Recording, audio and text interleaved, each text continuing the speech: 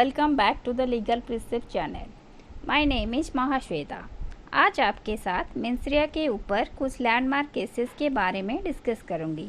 ऐसे तो मेंस्ट्रुआ के ऊपर बहुत केसेस हैं, लेकिन एग्ज़ाम के पॉइंट ऑफ व्यू से जो इम्पोर्टेंट है उसके बारे में ब्रीफली डिस्कस करूंगी। एक्टिस नॉन फैसिट्रियम निसी मेंस्ट्रुआ मैक्सिम का उत्पत्ति कॉमन लॉ में लॉर्ड एडवर्ड कुक के द्वारा हुआ। Common law, also known as judgment law, that is judicial precedent. Common law में डॉक्ट्रिन ऑफ मेंस्ट्रुआ को बहुत इम्पोर्टेंस दिया जाता था। Case to case doctrine of mens rea बदलता रहता था। बहुत सारे स्टैट्यूटरी लॉ में डॉक्ट्रिन ऑफ मेंस्ट्रुआ को कंसिडर किया गया और किसमें नहीं किया गया। इससे कुछ केसेस थे जिसमें मेंस्ट्रुआ को एक्सक्लूड कर दिया गया था। कहाँ पर डॉक्ट्रिन ऑफ मेंस्ट्रुआ को अप्लाई किया जाए, कहाँ पर नहीं, इसके ऊपर क्रिटिकल एनालिसिस चला। ऐसे ही कुछ केसेस के बारे में बताऊंगी, जैसे कि आर वर्सेस प्रिंस 1875 का केस है। इस केस में हेनरी प्रिंस एनेफेलस नाम की एक 16 साल से कम उम्र की लड़की को भगाकर ले जाता है। लड़की के फादर ने प्रिंस के ऊपर केस कर दिया।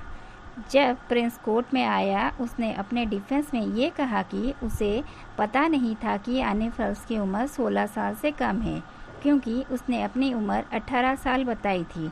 लड़की देखने में भी 18 साल की लग रही थी। प्रिंस ने ये कहा कि उसका कोई गिल्टी इंटेंशन नहीं था, उसने तो एनेफेलस की बात को बिलीव किया, तो वो क्रिमिनली लायबल नहीं होगा। By section 55 of the offences against the persons act 1861, it is provided that whoever shall unlawfully take away or cause to be taken away unmarried girl being under the age of 16 years out of the possession and against the will of her father or mother shall be guilty of misdemeanor. ये case में justice Blackburn और उनके house of Lords ने ये opinion दिया कि जब Prince लड़की को उसके फादर की कस्टडी से भगा कर ले गया, तभी वो क्रिमिनली लायबल हो गया, क्योंकि उनका एक्ट ही इम्प्रॉपर और इमोरल था। Section 55 of offences against the person act में कहीं पे भी मेंस्ट्रुआ या उसके रिलेवेंट कोई भी वार्ड का जिक्र नहीं किया गया। इससे प्रिंस का मेंस्ट्रुआ था या नहीं था उससे फ़र्क नहीं पड़ता। लड़की को भगाना ही स्ट्रीट लायबिलिटी के ऑफेंसेस में आता है। सो प्रिंस वॉज हेल्ड लायबल। ऐसे ही क्वीन वर्सेस टॉल्सन केस में मिस्टर टॉल्सन मिसेस टॉल्सन को शादी के बाद छोड़ के अमेरिका चले गए।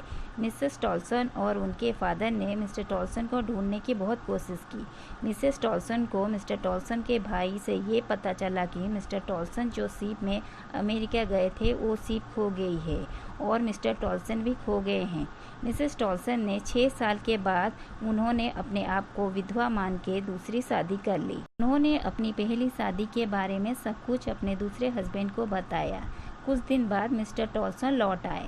वो ऑफेंसेस अगेंस्ट पर्सन्स एक्ट के सेक्शन 57 में मिसेस टॉल्सन के खिलाफ बाइगामी के लिए केस कर दिया। ट्रायल कोर्ट ने मिसेस टॉल्सन को गिल्टी करार दिया।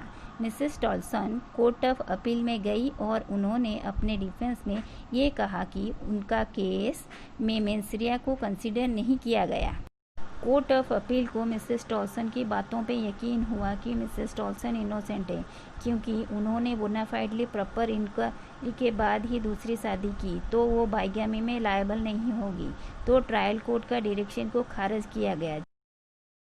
जस्टिस स्टीफन ने ये कहा कि ये केस में मिस्टेक ऑफ फैक्ट हुआ है और मिसेस टॉल्सन की ओर से कोई इमोर्टैलिटी एक्ट नहीं हुआ है, तो इसलिए वो लायबल नहीं। लेकिन इंडिया में स्टैट्यूटरी ऑफेंस में डॉक्ट्रिन ऑफ मेंस्ट्रुआ एप्लीकेबल नहीं होता, क्योंकि इसमें स्ट्रिक्ट लायबिलिटी को अप्लाई किया जाता है।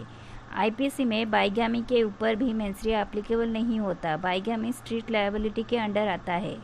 आर वर्सेस प्रिंस केस में डॉक्ट्रिन ऑफ मेंस्ट्रुआ को अप्लाई नहीं किया गया, लेकिन क्वीन वर्सेस टॉल्सन में मेंस्ट्रुआ को अप्लाई किया गया।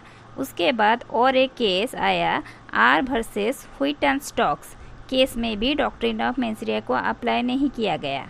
सेरास वर्सेस डी रुडजेन केस में ये प्रिज्यूम किया गया था कि हर स्टैट्यूट में डॉक्ट्रिन ऑफ मेंस्ट्रुआ होता है जब तक उसे एक्सप्रेसली एक्सक्लूड नहीं किया जाता।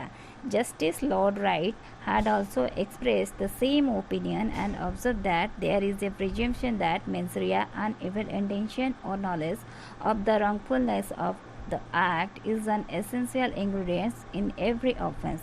But this presumption is liable to be displaced either by the words of the statute creating the offense or by the subject matter with which it deals, and both must be considered.